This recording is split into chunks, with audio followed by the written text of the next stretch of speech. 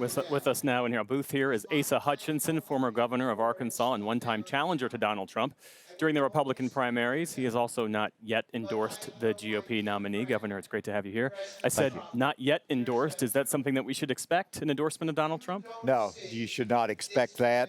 I've made it clear that I think he would be a challenge for America's leadership. January 6th is a problem.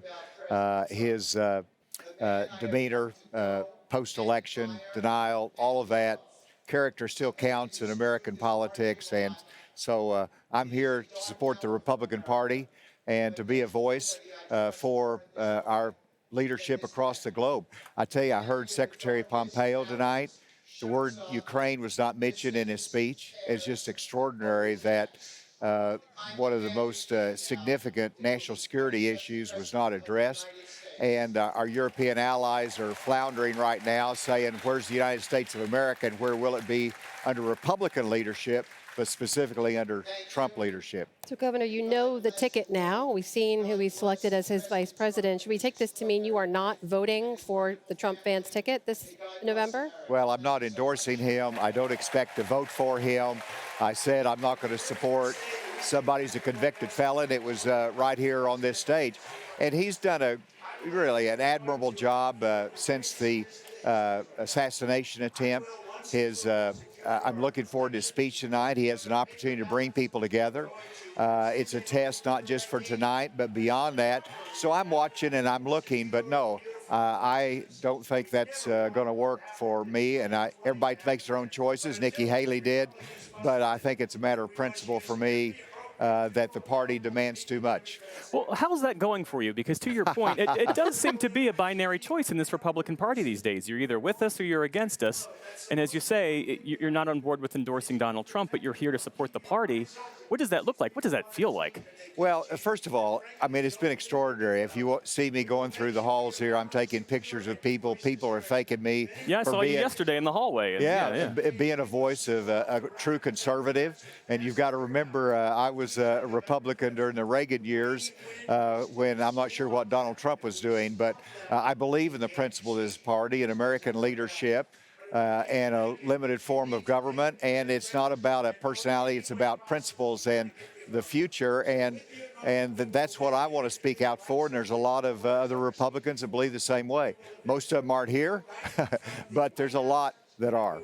It's a binary choice in the party, as Jeff mentioned. It's also a binary choice in this election. Do we take all this to mean, I mean, some of the policies you're talking about, the U.S. support for Ukraine and so on, those are being supported by the Democrats. Would you vote for the Democratic ticket?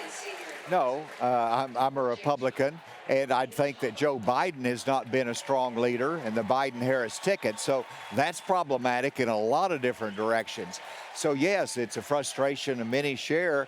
You got the two major political parties that are offering two choices that are not what America wants.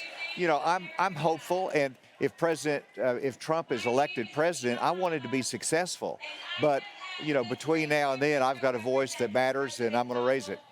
Is there a way back for the Republican Party to those halcyon Reagan days, I guess, to use your phrase? The reason I ask the question is because Donald Trump's selection of J.D. Vance to serve as his vice president, you know, back in 2016, he chose Mike Pence because he had to shore up some perceived vulnerabilities with those evangelical voters. And so the selection of Mike Pence was to say, if you have concerns, Mike Pence is my vice president.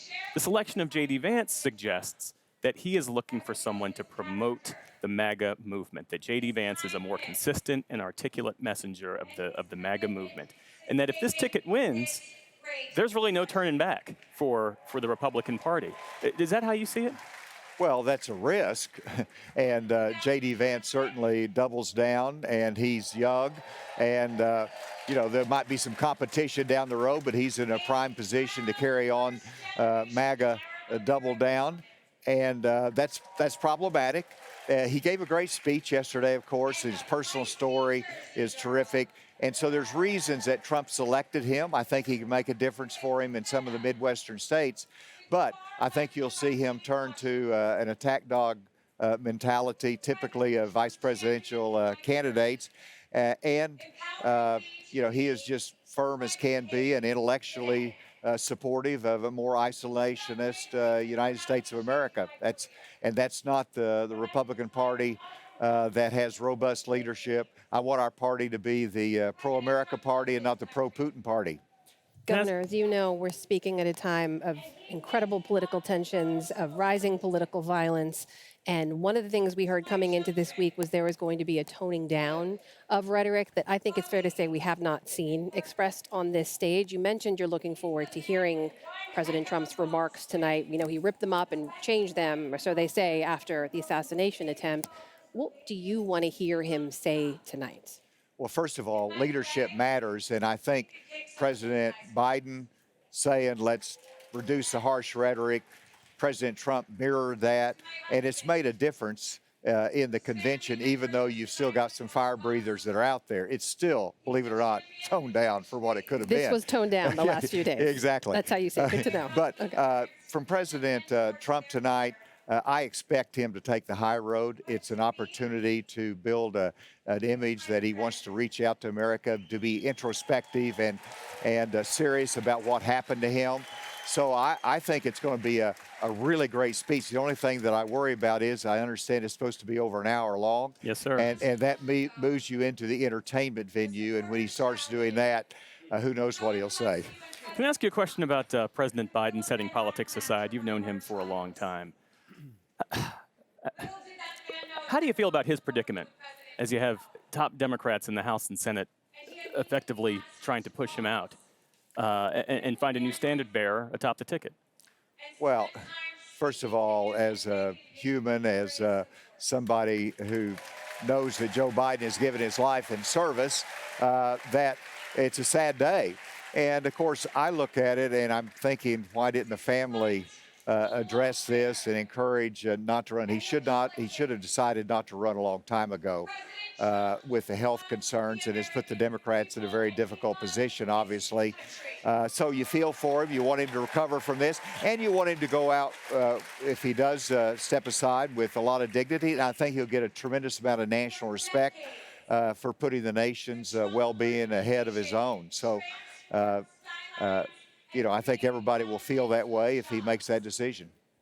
Former Arkansas Governor Asa Hutchinson joining us tonight. Governor, always such a pleasure to have you here. Thank you so much for making the time. We hope to see you again soon. Thank you. You got some smart people here, so listen to them. That is good advice.